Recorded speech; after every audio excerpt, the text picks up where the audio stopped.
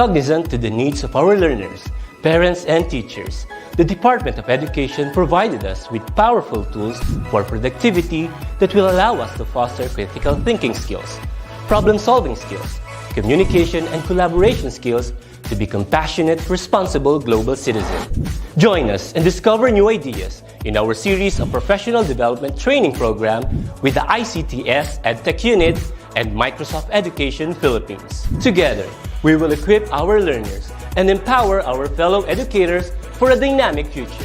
Para sa bata, para sa bayan, at para sa guro. Sulong Edukalidad.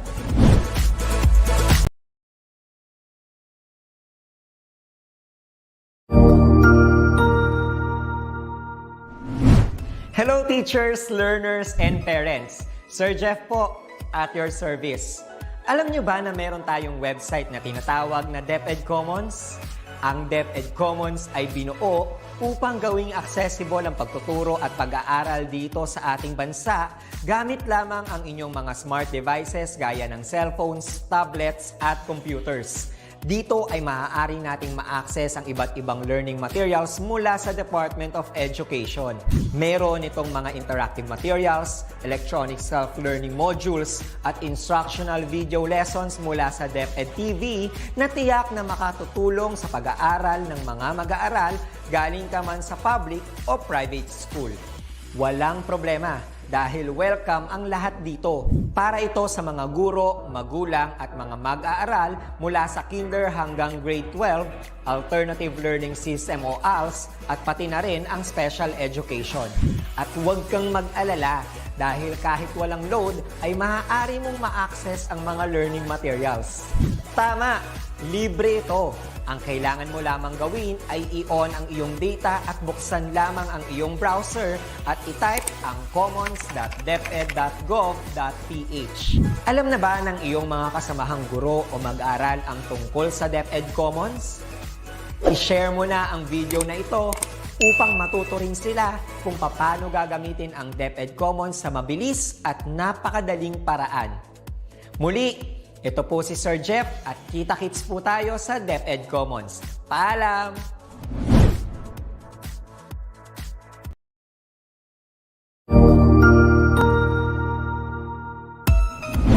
Mabuhay! Good day to all! I am your tutor Madge. Welcome to ETUlay, a free online tutorial, an initiative of the Department of Education, Information and Communications Technology Service, Educational Technology Unit, ICTS EdTech. This program is aimed at helping and assisting learners from kindergarten, senior high school, ALS, Alive, and SPED learners. Aside from answering the modules, the ETUlay is offering programs which you will surely look forward to. Together with our parents and teachers, the ETUlay will bridge the gaps where difficulty and ease meet in learning new knowledge and skills. So, let us prepare our modules, pen and paper. Ready your mind to see and hear worthwhile and interesting lessons. Let us now study and learn together with our volunteer online tutors. Tara na!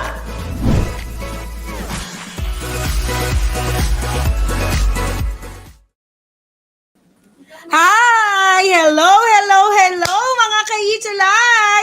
Good morning sa inyong lahat. Mula Luzon hanggang Mindanao, pati na rin sa buong mundo. Good morning kay Christian J. Megreño, Loris Monet Justiniani, at Ninya Lynn Sinet Soriano. Hello sa inyo.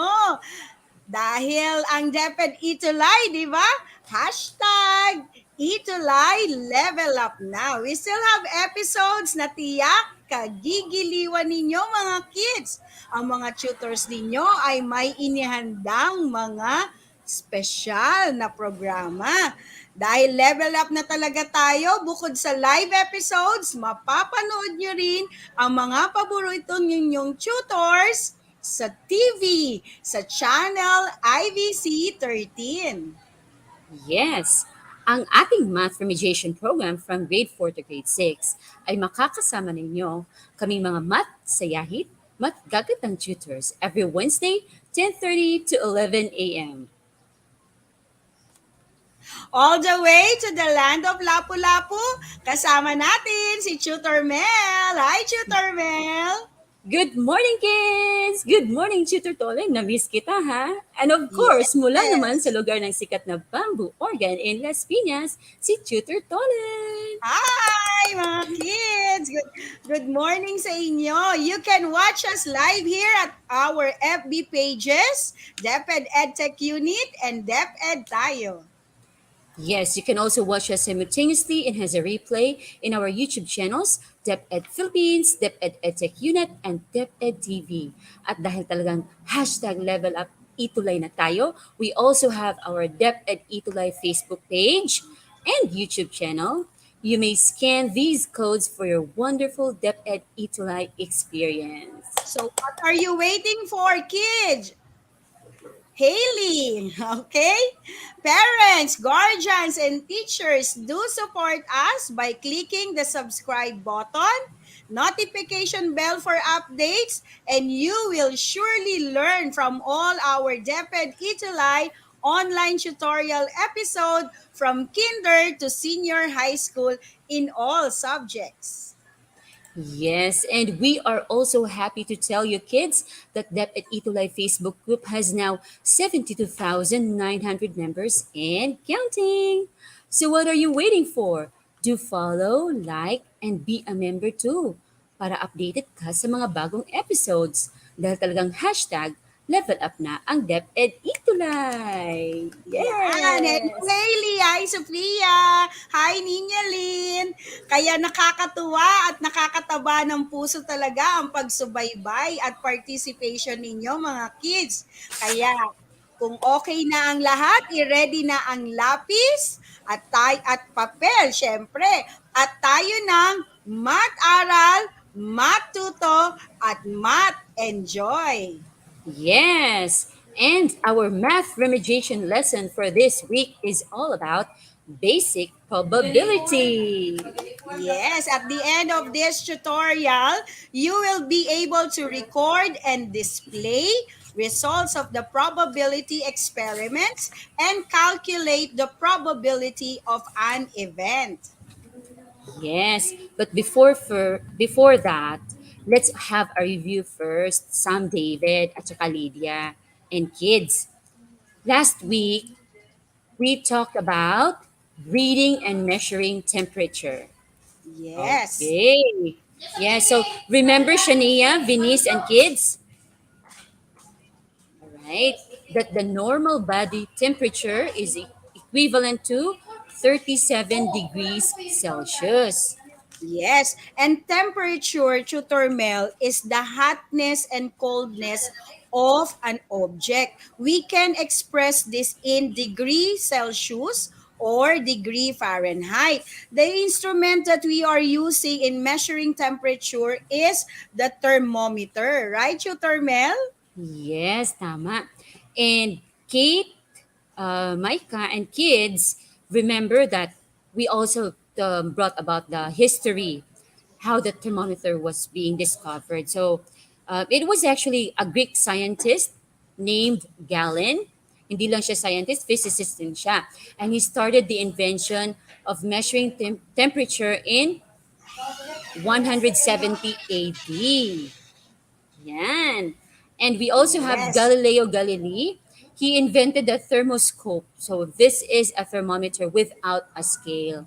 Until Mm, such time, yes, an Italian inventor, Santorio, he was the one who placed a scale on Galileo's invention. So it was actually the thermometer that we used this time yes. to take the human temperature.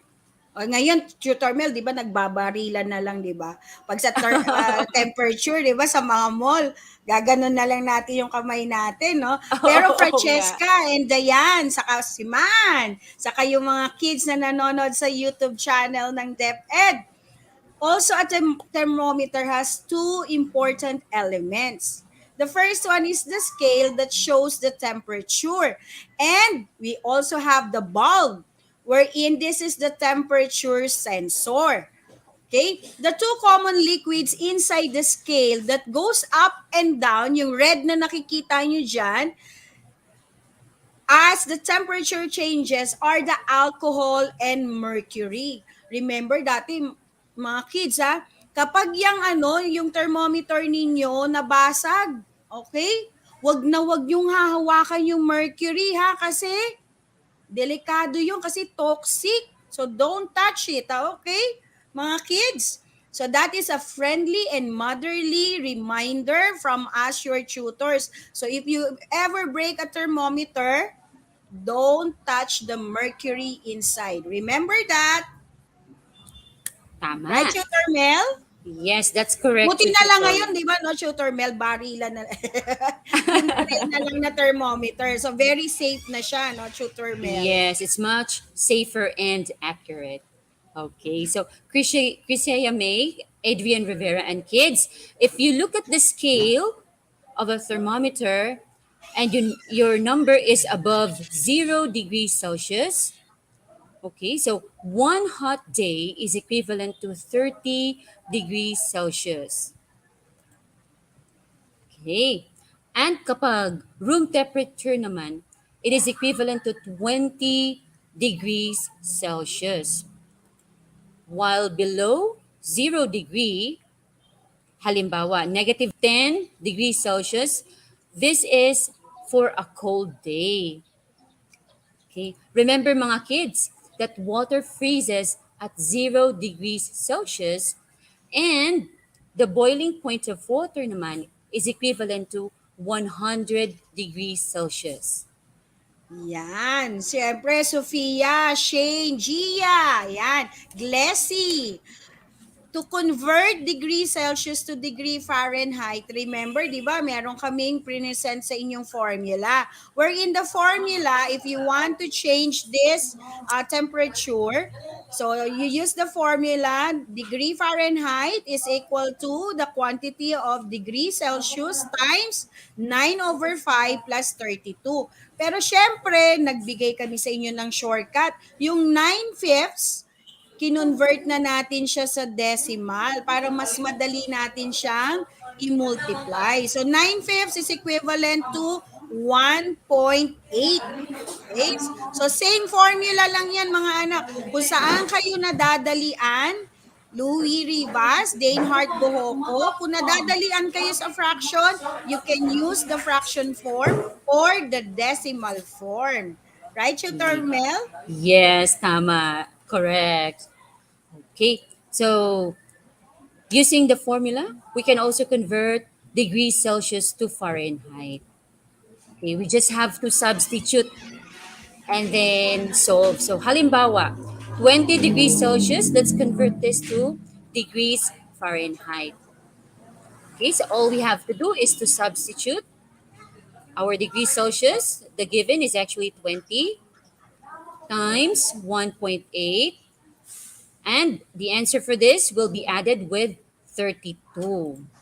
Yan. O, di ba? Dali lang. Okay. So, we also have another example. Tutor Mel, naalala ko, we had degree Fahrenheit naman, which is 98.6 degree Fahrenheit. And we asked them to convert it to degree Celsius. So, mga kids, Alana Gabini, Gia Sukib.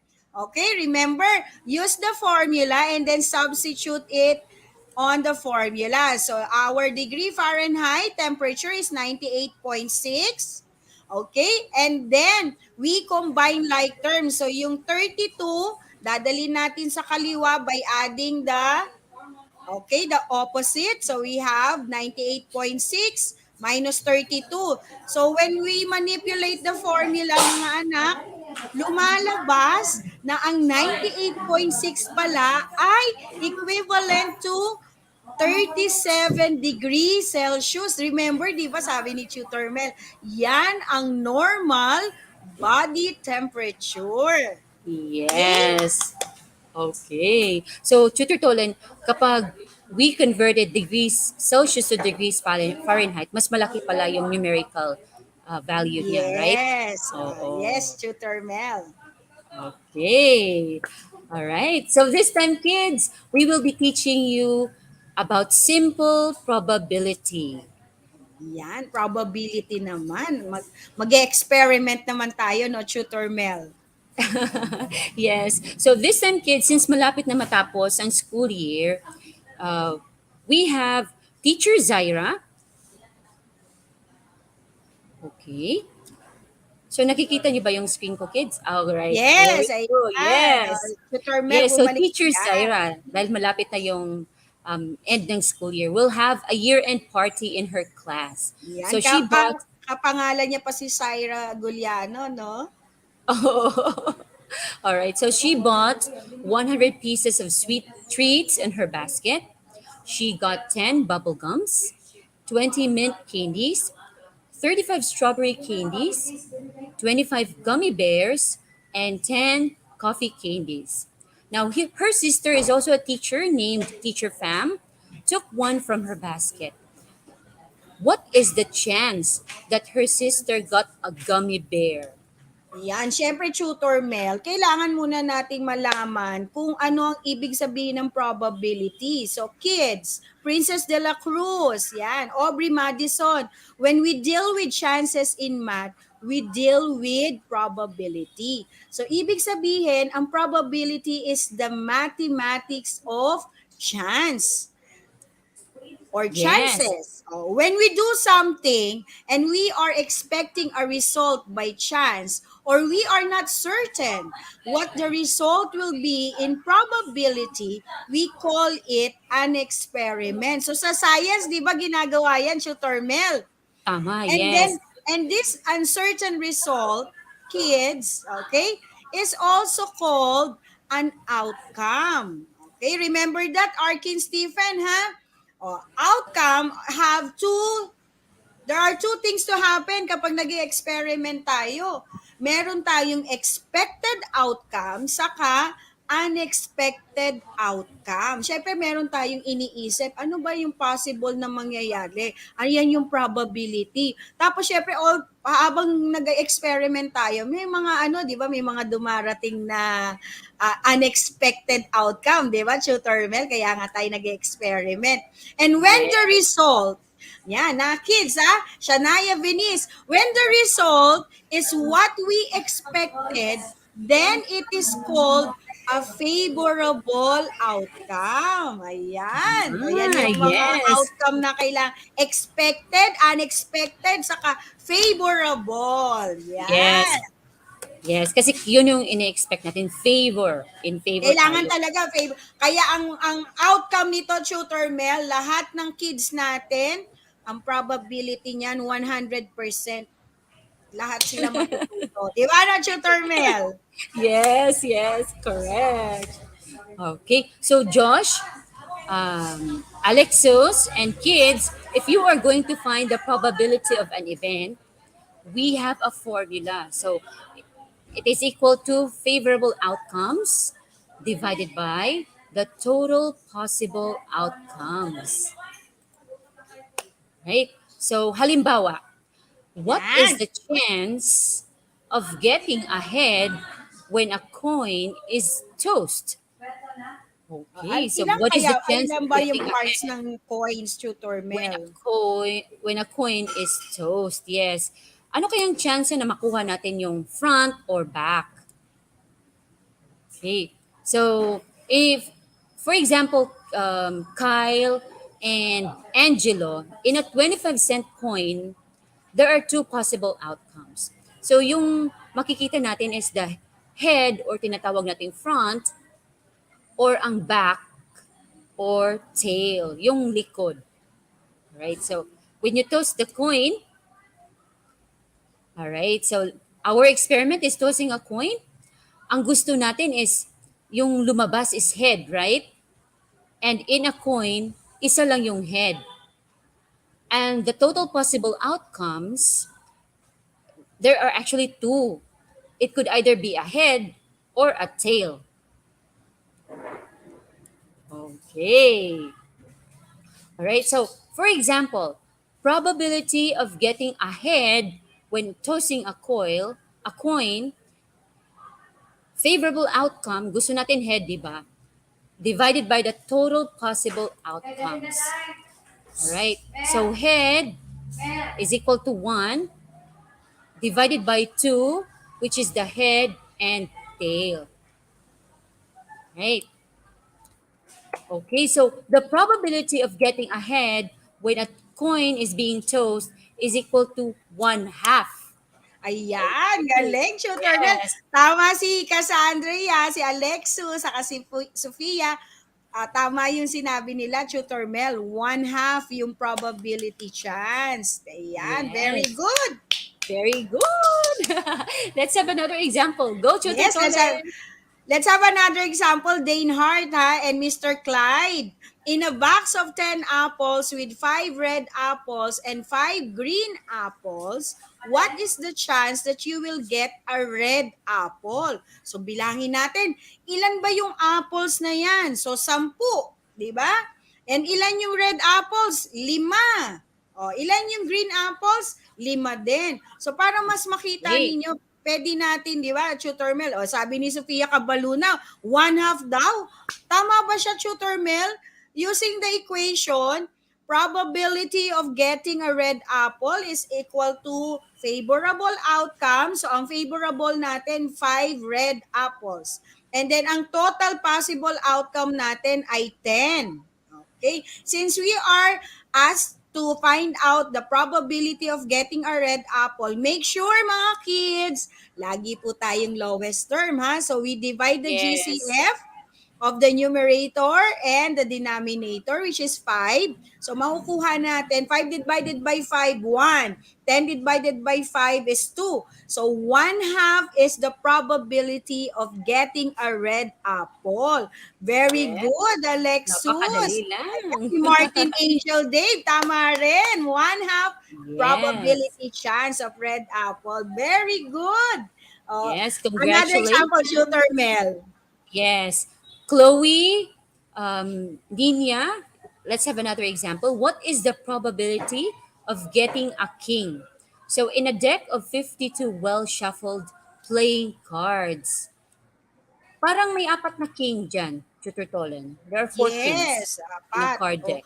alam mo, Tutor Mel, naalala ko, nag-research ako, di ba? Nag-research ako di ba, Tutor Wow! Mel? May trivia tayo dyan, Tutor Mel According to Mr. Google, akala mo kung sino no? Si Mr. Google pala. Sabi ni Mr. Google, it was the French card makers in the late 16th century who standardized the suits of spades, hearts, diamonds, and clubs. Yan yung mga colors, di ba? Yung mga design sa mga cards. And designated the four kings as baka may kapangalan ng mga kids dito. Si David, si Oh! Alexander, si Charlemagne, and si Augustus. Wow, ang galing naman talaga, no? Tutor Mel, may mga names pala yung mga kings na yan sa mga baraha. Yes, Siguro that yung mga is yung mga queens, Tutor Mel, meron din. Malamang po ang pangalan niyan, Mel, yan, si Mel, tapos si Tolen, si Queen Tolen, tapos yung isa, si si Queen si Ersa, oo nga. tapos si Queen Roma. Oo nga, yes. Tama. Oh, ang galing mo, Kasi Tutor syempre Tolen. may pangalan yung king di dapat may pangalan din yung mga queens, di ba, Tutor Mel? Yes, tama, Tutor Tolen, yes. Very good. So kids, babalikan natin yung tanong, what is the probability of getting a king? Alright, so gagamitin na naman natin ulit yung formula. So favorable outcomes divided by the total possible outcomes. Okay, so may apat na kings. We have four kings. And there are actually 52 cards. Right? So don't forget kids, kapag fraction, you always have to reduce it into lowest term. So the GCF for 4 and 52 is actually 4. 4 divided by 4 is 1 and 52 divided by 4 is 13. So the Ayan. probability of getting a king is equal to 1/13. Ayan, si Alana Yay! Gabini, tama, 1/30. Si Alexus, si Sophia, si Sanaya. O, lahat sila tama, Tutor Mel. Ang galing-galing talaga nila. Ayan. Yes, ang Si galing nila ni Aryan. Eunice, ni Mark, very good, ni Elijah. Yan, o, bigyan natin sila ng iba pang mga examples, Tutor Mel. Pero bago yun, syempre, sagutin muna natin yung si Teacher Syra, di ba? May tanong si Teacher Oo. Syra. What is the chance that her sister got a gummy bear? O mga kids, ano kaya ang chance na yan? Ilan ang probability na gummy bear ang makukuha nung ni Teacher Pam, ni Fam? O, tignan nga Yes. natin, ibigyan namin kayo ng 10 seconds. Yan. O, Okay, gamitin yes. lang po yung formula. Probability of getting a gummy bear is equal to favorable outcomes over total possible outcomes. Ayan si Alexis Nathan Lismoras. May sagot na siya. Okay. Oh. So, ang Very, probability of getting a gummy bear is equal to 25/100. So if we are going to simplify this, we will have 1/4. Yan, Sanaya Benitez, ang galing. 1/4. Alana Gabini, Dane Hart, very good. galing Martin ni Day, Abigail, yes. yes, Shane, 1/4 Blessing. advance. Very Very good. good. Let's have guided practice. This time naman mga kids, bibigyan namin kayo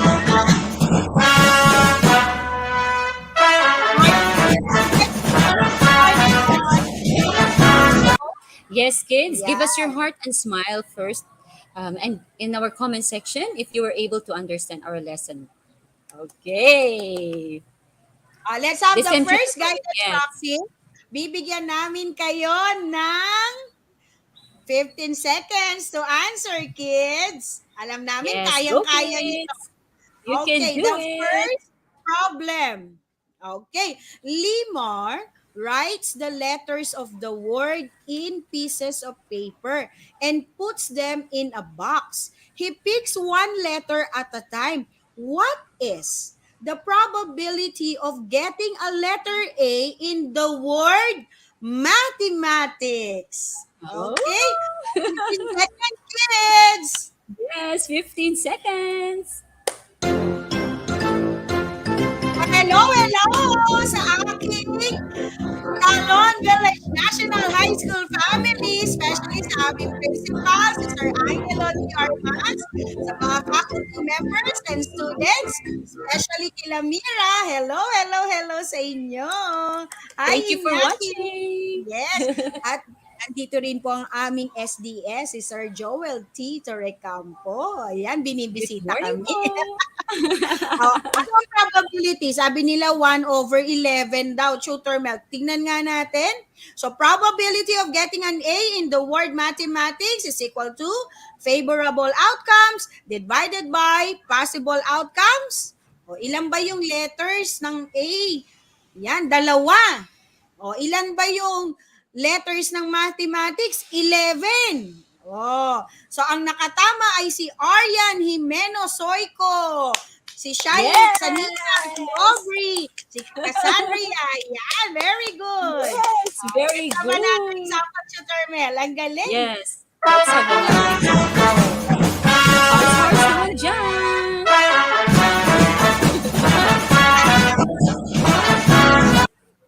Okay, so suppose a die is numbered 1 to 6. What is the probability of tossing an even number and tossing a 7? All right, so another 15 seconds, kids. Comment your answers in our chat box. Okay. Hello to my very supportive husband who is watching right now, Limar Bigiliena, and his workmates, the fire and rescue team and the medical team of Mactan Cebu International Airport Authority, or MCIAA. Also to Attorney Lynn Martin Napoli and her family. Thank you for watching. Ayan, Alright, Tutor Mel, sino bang dalawa ang nakakatawa tanong ng- mo. Dalawa ang tanong mo, di ba, Tutor Mel? So, Yes, una, what is the probability of tossing an even number? And the second question is what is the probability of choosing a 7? O, ilan ba yung faces ng die? O, di ba? Yes, there are actually 6 faces. So the probability of getting an even number while tossing a die is equal to favorable outcomes divided by the total possible outcomes. So sa die, there are actually 6 faces, and the even numbers, there are 3 even numbers, and total is 6. So the GCF divided by 3, the probability of getting an even number is equal to 1/2. One Wow! half. Ayan, si Marty, si Alexus, si Christine Agua, si Ala Gabini. Yan, one Yes. half. Cassandria. Yan, tama yung mga sagot ninyo. Pangalawang tanong, Tutor Mel. Ano yung pangalawang tanong mo, Tutor Mel? Yes, the probability of getting a 7 while tossing a die. Wala namang 7 sa die kasi Ay, 1 to 6 lang yung numbers niya. Yes, the probability is 0. yan, zero. Yan yung pangalawang tanong. Very good. Oh, let's have Let's have- another. Yan. Si Yes. Sanaya, nakaabot. Saka si Francesca. Very good. Congratulations. Sam, David, Sophia, Lydia, Kate, and Micah. Nanonood sila ngayon, Tutor Tolin, together with Yes. Teacher Monette and Teacher Sally. Congratulations. Yes. Okay. The grade Oh, let's 5 have another Tutor Mel. Si Josh David Toring, nakaabot yung sagot niya. Okay. There Very are good. 14 yellow pencils, 6 red pencils, and 7 pencils. If one pencil is picked randomly, what is the probability that it will be red? Oh, red. Oh, 15 seconds mga kids, ha? Write your answer in our comment section. Shout out Hello, to Lance. may nanonood sa atin ngayon. Barley's Clothing, Sir Wow. Roldan Salazar, and Richelle Pirante. Oh! Hello, Ninya Lynn, si Ned Soronio, Aima, Yasmin, hello. So, if there are 14 yellow pencils, 6 red pencils, and 7 blue pencils, add muna natin yon kasi that is the total outcomes, di ba, Tutor Mel? So, ilan ba lahat Yes. yon? 27. O, ang red natin, o, ilan yung red pencils? So, we have 6 red pencils over 27. Martin, dapat naka-lowest term. So, ang sagot ay 2 nines. Ayan, tama si Sanaya, si Francesca, si Alana, ayan, si Cassandria. Very good, Lance. Very good. Kyle. Ayan, 2 nines. Always remember, ha, ang probability natin lagi naka-lowest term. Yes. Good job! Yay! Sabi doon! Hearts naman dyan. Grade 5 science learners and their parents. Oh. Yan. So, napakahusay talaga nila, Tutor Mel, at napakagaling talaga. Congratulations, mga anak! Mga magaling, mahuhusay, matalino, magaganda, at mga gwapo. So, let's congratulate those who posted their Gawako post ko at our DepEd ETUlay Facebook page. Tutor Mel? Yes, we would like to recognize your effort and time in doing so. Congratulations, everyone, especially to Sofia Cabalona, grade 5 science class of Babag 1 Elementary School. Also, Heavenly Heart Yu Tanghian, grade 4 Peredo of San Roque Central Elementary School. Adrian Ray Rivera, grade 6 Pluto of San Pedro Villa Concepcion Elementary School. Siyempre, Tutor Mel, mawawala ba si Martin Angel Dave Nagumpresa, grade 5 Venus of Gamo Central School, and si Cassandria Bravo, okay? Grade 6, si Cassandria. And we also have Enrico Dalupan, grade 1 active of Santa Barbara Elementary School, Division of Bulacan, Region 3. Yay! Very good. Wait, there's more, Tutor Tolen. May mga new be tayo. Alright? Ay, So we have John mga Vincent babies A. natin. Gadi. Yes. Grade 6 Mabait. Malauli Elementary School, Masanto South District, SDO Pampanga. Advisor, Marjorie Santos Balingit. Principal, Guy Yambao Sarmiento. Yes, Tutor Wow! Mel. Meron pang isa humabol, si Dayan Tuason, grade 6 affection of Isabelo de los Reyes Elementary School, SDO Manila. Ang math teacher niya, si Ma'am Conrita Lagi. Ang advisor niya, si Ma'am Audrey Islo. And ang kanilang principal, si Ma'am Eliodora Vergara. Yan, congratulations! Thank you so much for your support and participation. So for our Yes. Gawako Post ko, mga kids, for this week, kahit next week, meron pa tayo, ha? In a survey of 2,000 pupils, were asked about their preferences on the learning modality. 45% of the participants were girls, 40% of the boys, and 60% of the girls said they like online learning. So the rest prefers modular learning.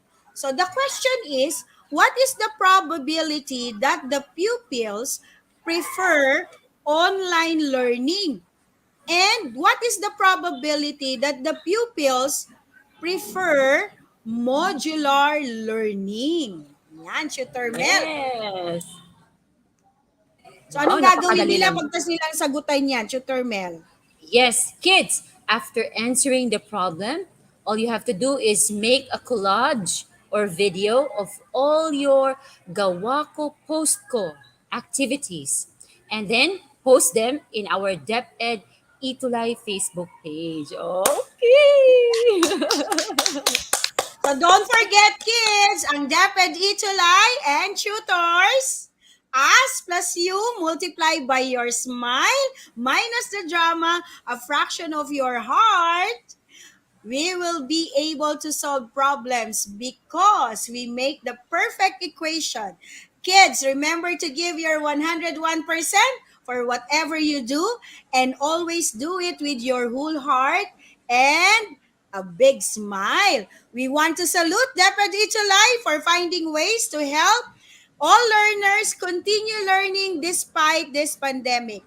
We may be divided by the screen in front of us, but DepEd ETUlay will always find a way to attain our one goal, and that is ETUlay ang pag-aaral ng lahat. Kahit iba-iba ang ating area, pero iisa lang ang hangarin nating sulong edukalidad. The probability that we will be seeing each other again next school year face to face is 100 over 100. God is our greatest Savior. Kahit iba-iba pa ang paniniwala at pananampalataya natin, sabi nga ng nasa taas, I love you and you are my children because I am you. That's correct, Tutor Tolan. With our Lord's guidance and divine providence, maitulay natin ang pagkatuto ng mga bata kahit nasa kanilang mga bahay tayo. So mga kids, magkita-kita tayo every Wednesday, 10:30 to 11 a.m. for our grade 4 to grade 6 math remediation program. You may catch us live and with replays on our Facebook pages, DepEd ETUlay, DepEd EdTech Unit, and DepEd Tayo. Also in our YouTube channels, DepEd ETUlay, DepEd Philippines, DepEd EdTech Unit, and DepEd TV. Yan, gusto rin namin malaman ang feedback ninyo or comments and suggestions. So do scan this QR code for your ETUlay feedback experience or go to your web browser, type https://tinyurl.com/ETUlay feedback form. Yes, Kaya, scan. yes, Tutor Mel, di ba? Mabilis ang araw, kaya talina't mat-aral, matuto, at mat-enjoy. Daghang salamat sa pag-tune in at panunod ng aming episode this week. Kami ang inyong masayahing tutors every Wednesday, 10:30 to 11 a.m. Up next, storytelling K-3 nila Tutor Romary and Tutor Julie's Beth. Muli, ako si Tutor Mel. At ako naman, si Tutor Tolen. As we always say, Hashtag happy lang always. Bye, kids! Goodbye, See you next kids! week!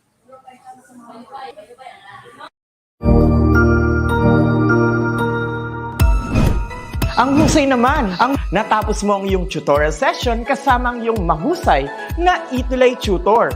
May bago ka bang natutuhan? I-share na yan gamit ang hashtag ETUlay Level Up. Huwag aalis ha, dahil may susunod pang programa na pwede mo ring panoorin at salihan. Dahil naghihintay na ang iyong mga tutors. Happy learning dito sa ETUlay!